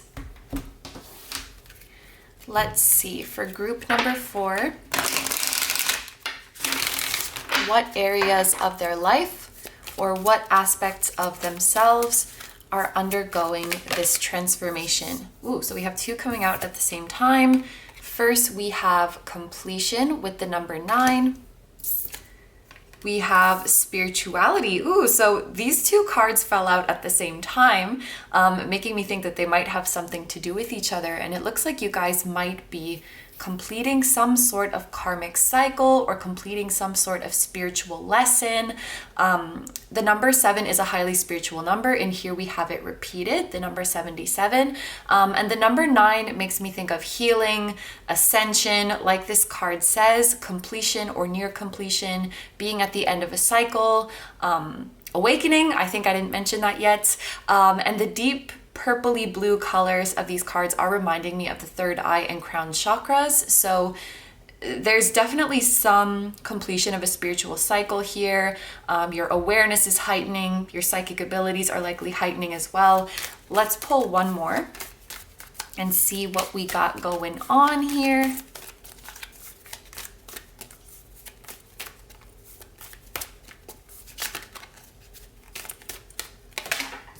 And our final card is 96, forgiveness. And all of these cards now have this deep bluish purple color to them. So what we're gonna do now is take some cards from the Moonchild Tarot. I'm going to take 2 clarifiers for each of these 3 cards, and we'll get a little bit more of an in-depth look into what your transformation entails. So first we'll get a couple cards to clarify this completion. We have the Devil coming out here, and we have the 8 of Wands. For me, this seems to be about manifestation, because the 8 of Wands is about, oh yes, okay, I'm getting too excited. So actually, let's start over here with the Devil, because this is kind of the bummer card. I feel like this is the energy that you guys are coming out of. We have 333 on the camera timer, so I'm going to take that as a confirmation that you are in fact coming out of this energy. As you guys might know, the Devil is about things that hold us back, unhealthy attachments, limiting beliefs, deep insecurities. This feels like somebody who is trapped or stuck. This feels like somebody who can't move forward or is afraid to move forward. This can also talk about being overly focused on material things or being overly focused on the outcome rather than just being open and allowing and enjoying the process. And what is so cool about this Eight of Wands energy? I love this card to come after the Devil, because this is not only manifestation, but this is like things are really speeding up. Things are really picking up the pace. And I used to use this analogy a lot. I don't know if I've used it a lot recently, but in my hometown, when I used to take the bus places, the bus would like never come. So if they were scheduled every 10 minutes, it would be like no bus, and then 10 minutes later, no bus, no bus. And then like 30 minutes later, all of the buses would come at the same time. It's like delays are over, obstacles are over, and everything that has accumulated is now rushing forward to you. And I think what this completion is that you guys have finally successfully found the root cause of your limiting beliefs, or the root cause of your insecurity. And because of that, you've been able to either get rid of it, or at the very least, make the conscious decision to not let it control your life anymore, to not let it have power over you anymore. So I'm just going to give an example of somebody who is dreaming to become a public speaker, but they're terrified of being in front of people. They're terrified of judgment. What I see here is either somebody who is totally over that fear and can now go in front of the crowds with ease, or they're like, you know what? I'm still scared, but I'm going to do it anyway. Like, I'm not going to let this fear control me. I'm not going to let this fear defeat me. I'm not going to let this devil have the last word.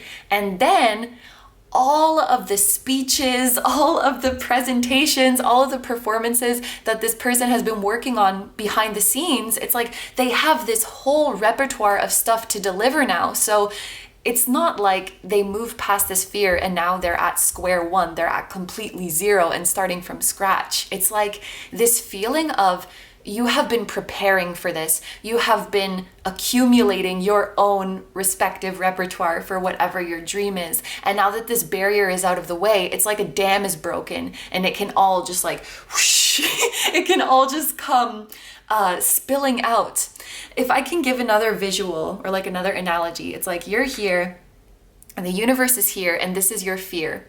And you've been putting in requests to the universe and the universe has been hearing them and one by one, granting all of your wishes. Bloop, bloop, bloop, bloop. That's the sound of wishes accumulating. Bloop, bloop, bloop. But this wall of the fear was here. Now, as soon as this fear is removed, there's all your wishes. Woo! And they come rushing to you because they've been waiting. They've been waiting for this wall to be removed. So I want you guys to know that your fears or your insecurities or your limiting beliefs did not stop the universe from working on building what you want. It just stopped you from having the courage to go for it. But once that dam is broken with this Eight of Wands here, it's all gonna come rushing to you. All 3, 4, 5 buses are gonna come rushing to you at once, which is just, it's so cool. Like you've been preparing this whole time. The universe has been answering you this whole time, and pretty soon you are going to see that. So this is the first transformation that I see for you guys. Huge overcoming of a fear that is, like I said, either disappearing or it just doesn't have control over you anymore. And you're certainly catching up pretty freaking fast, because I feel like you've been preparing behind the scenes. You've been thinking about what you want to do. The universe has been preparing behind the scenes, and you're going to catch up really, really quickly. Wow, I love that. Okay, so let's take a look now at this spirituality card. I feel like this is definitely going to be talking about psychic gifts. And we'll take a couple clarifiers.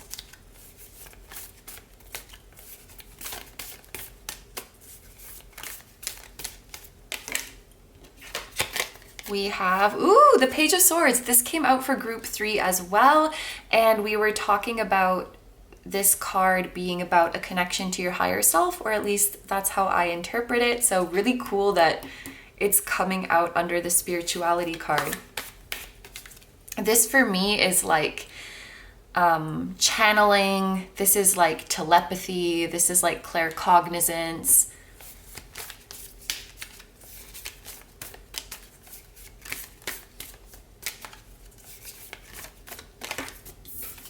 And oh my gosh, we have the Chariot. So what's so cool about the Chariot is that it's also the number 7. So we have 777 here. I don't know if you guys have been repeatedly seeing this number or if you're going to start seeing it soon, but it appears to be a very, very significant number for you. It could be in reference to your crown chakra, with your crown being the 7th chakra. And you were even drawn to like a purple stone. So maybe a big element of this transformation is that your crown chakra is going to be lit up. And it makes sense because you are moving past this fear, you're moving past your limiting beliefs. This is going to allow your crown chakra to open up, because when we're living in fear, honestly, it's not impossible to receive psychic insights when you're fearful or doubtful, but sometimes it is hard to hear them or to really acknowledge them. And I do think that some of them get lost along the way. And I think that once you're moving into this more confident mindset, it's going to really have a positive impact on your ability to channel, on your ability to receive downloads, on your ability to receive messages and visions and dreams, and to really trust what you see and to really take meaning from it without immediately having this devil jump into, to dismiss it or to not pay attention because it's so focused on its fears, it's so focused on its survival. But it's also really cool that we have the Chariot because it is related to the sign of Cancer, which is a deeply intuitive and deeply psychic sign. And again, the Chariot is all about speed. So you have 2 cards that are talking about speed. Swords is a very, very fast suit as well. So this transformation that we're seeing here, I feel like it's already even in motion, or this is coming to you really, really, really soon. But you're definitely forming a beautiful relationship with your higher self, and you're able to talk to whoever you want, basically. You're able to reach out to anybody's higher self that you want to reach out to, and you're able to receive messages from anybody's higher self.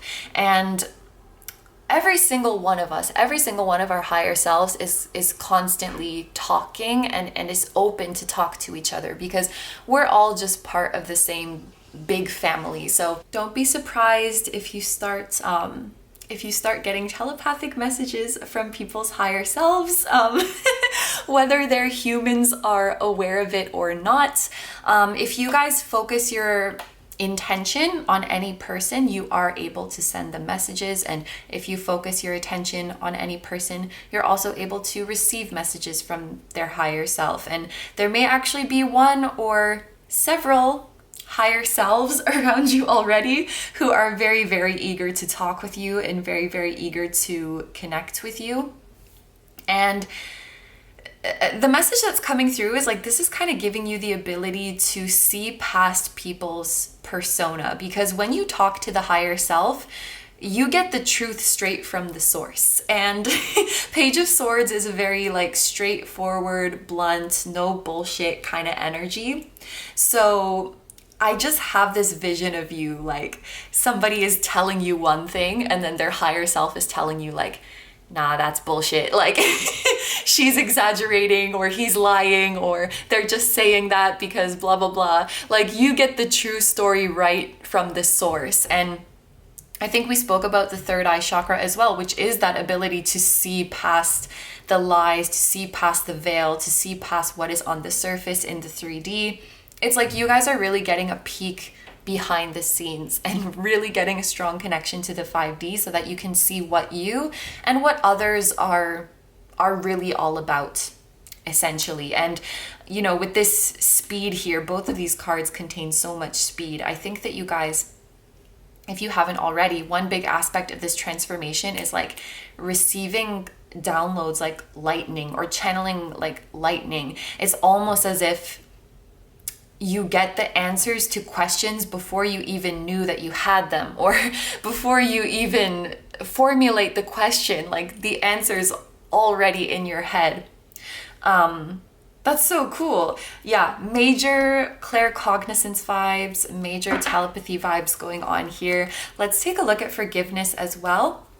Now, I realize I didn't break down this number before, the number 96. We do have 9 repeating again, which, as we spoke about before, is some sort of ascension, some sort of leveling up, some sort of healing, which I think makes sense with forgiveness. And the number 6 is about unconditional love and harmony. So it looks like you are moving on from something with peace and love in your heart. We'll take the clarifiers now to see towards whom or towards what this forgiveness might be.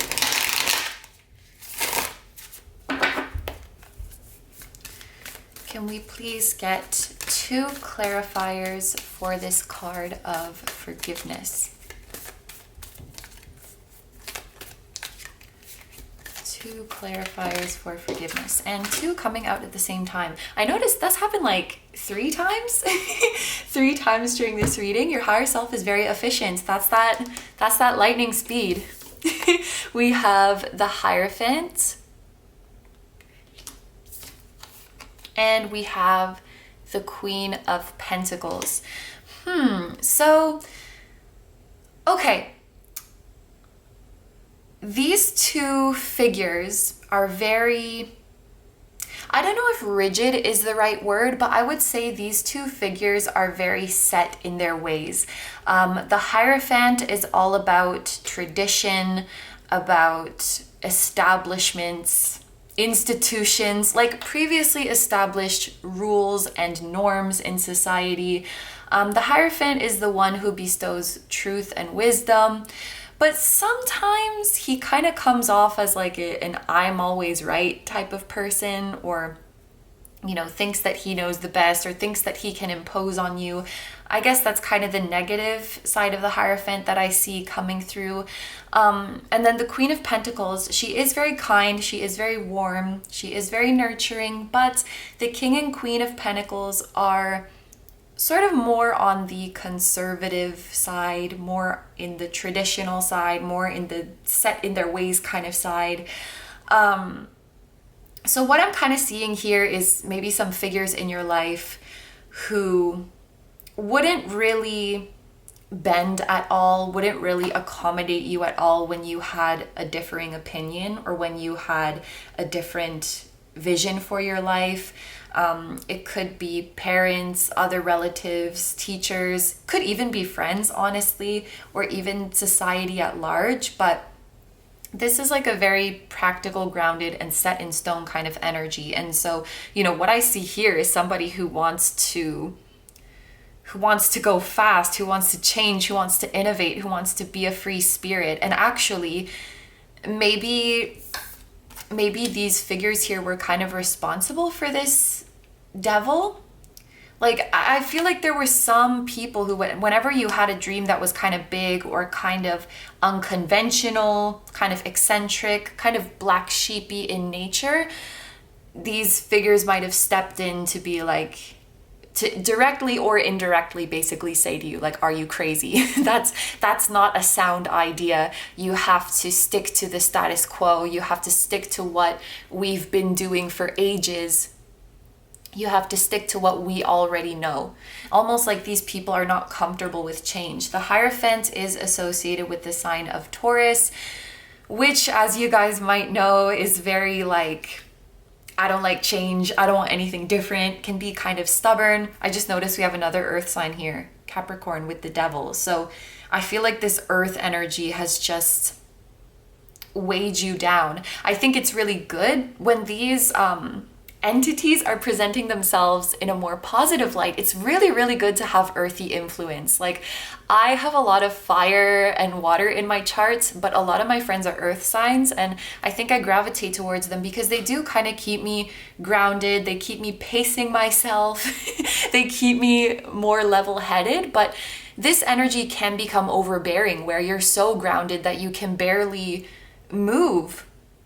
And somebody with such an active crown chakra and such an active third eye chakra, I do think grounding is important, but balance is the most important thing. I think you have been grounded to the point of being held down, grounded to the point of never never being able to try anything new or go outside of the box. I'm thinking about the root chakra, which is like at the opposite end of the chakra spectrum. And we often say that people who have very active third eye and crown chakras should focus on the root chakra to be grounded. But when your root chakra is overactive, it makes for somebody who hates anything that is unpredictable, hates trying new things, just wants to like stay in their little house and do the same thing every day and stay to their routine. And so if you grew up around people like that, or you had friends like that, you being this free spirit, or maybe even you just being spiritual, psychic, believing in manifestation, I feel like it made these people uncomfortable. And I do feel like they contributed to this devil, and that's why you have to forgive them. Like when you break free from this devil, you have to make peace. And I'm really happy for you guys with the fact that, like I said, you're not breaking free from this devil and starting at zero, because the universe has been responding to you this whole time and is waiting to dump all of your accumulated blessings onto you. I think that will make it a little bit easier to forgive and to make peace. And of course, to forgive yourself. Like if you've felt guilty for living with this devil on your shoulder, or felt guilty for being held back for so long, forgiving yourself is very, very important. But forgiving these people, whoever these might be, we do have like a male and female here, which could be like a father and mother, but again, it could be like teachers, friends, other relatives, society in general. But, you know, kind of, I guess I could say close-minded in this case. I am seeing this more of like the negative aspect of these cards, because these are the people who need your forgiveness. They probably meant well to keep you grounded, to keep you practical, but it kind of feels like their energy was just overbearing, or they weren't really taking your desires and your vision into consideration. But just know that this ability that you have, this psychic gift that you have, and these visions and these dreams that you have, they haven't been lost. And you'll see with the Eight of Wands that they come back like that. This is like the energy of like somebody who, let's say they love to play the guitar and then they didn't play it for 15 years and they're so sad that they lost all of this time with it. But then when they pick up the guitar again, they're like, you know, they just, it never left them. That's what I want you guys to know. Like with this Eight of Wands, it never left you. So you need to forgive yourself, and for your own peace, because 6 is all about peace and harmony, you will need to forgive these people. All right, so we are going to take a couple cards for time frames now. I'm going to take 2 from this deck, and you can claim one, you can claim the other one, or you can think of both of them as a window. The example that I've been giving in the other piles, even though I don't think there are months in this deck, is like if June came out here and August came out here, you can think of it as June. You can claim June, you can claim August, or you can claim the window, like the whole window between June and August, as like an important period in your life. So let's shuffle these and get 2 cards. The first one that we have is 6.